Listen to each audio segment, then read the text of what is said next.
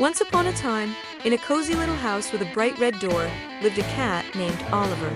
Oliver wasn't just any cat. He had fur as orange as a sunset, eyes as green as emeralds, and a curiosity that was bigger than his tiny body. Every rustle of leaves, every chirping bird, every shadow that danced on the wall was a mystery he was determined to solve.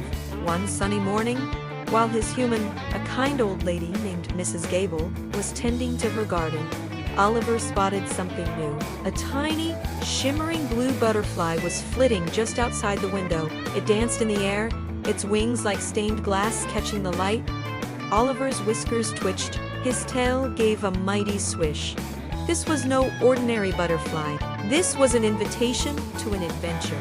With a soft meow, he nudged the slightly ajar kitchen door open and slipped outside. The world was suddenly so much bigger, so much more vibrant. The grass tickled his paws, and the air was filled with a symphony of smells: damp earth, sweet flowers, and the exciting scent of the unknown. The blue butterfly fluttered ahead, leading him past the familiar rose bushes and towards the old oak tree at the edge of the garden. This was forbidden territory. Mrs. Gable always said the woods beyond the oak tree were too big for a little cat, but the butterfly didn't seem to care. It dipped and soared, beckoning him forward. Oliver's heart thumped with a mix of fear and excitement. He took a deep breath, puffed out his chest, and followed. The woods were a magical place. Sunlight filtered through the tall trees, creating shifting patterns on the forest floor. Oliver had never seen anything like it. He tiptoed over crunchy leaves and navigated around giant mushroom clusters that looked like little houses for fairies. He met a grumpy badger who told him to watch his step, and a cheerful squirrel who chattered 100 words a minute before scampering up a tree.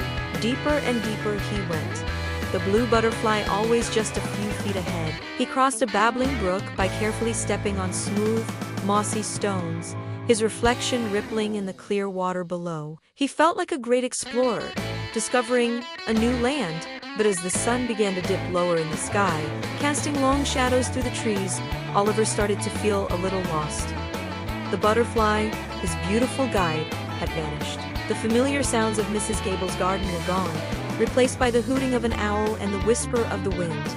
A shiver ran down his spine. The woods, which had seemed so enchanting just hours ago, now felt vast and a little spooky. He was alone, and he missed the warmth of his favorite armchair and the gentle scratch behind his ears from Mrs. Gable. He let out a small, lonely meow, then another, a little louder this time. He thought about his cozy bed, his bowl of tasty food, and the comforting purr of the old refrigerator. He wanted to go home. He turned around, trying to retrace his steps, but everything looked the same in the fading light. Panic began to set in. Just as a tear started to well up in his emerald green eye, he heard a familiar sound.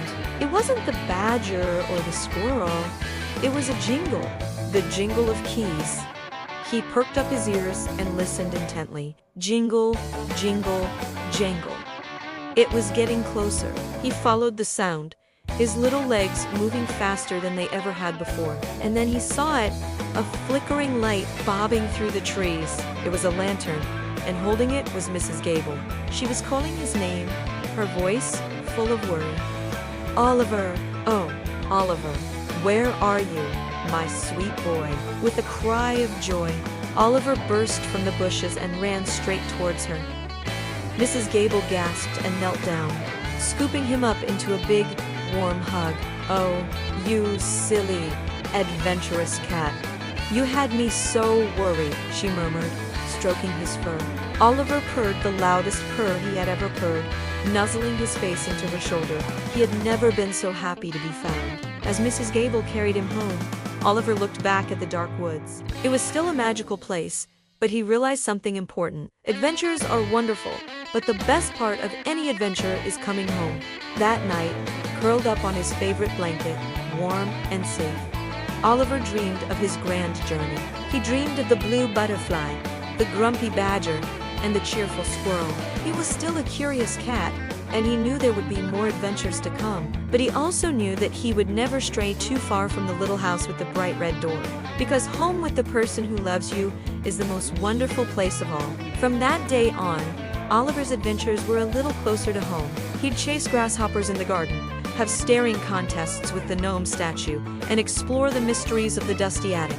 And sometimes, when he sat on the windowsill, he'd see a flash of blue in the distance. He'd give his tail a little swish, a secret smile on his feline face, content with the memories of his great escape and the comfort of his cozy home. Thank you so much for joining Oliver on his adventure today. If you enjoyed his story, don't forget to like this video and subscribe to our channel for more heartwarming tales. We'll see you in the next one.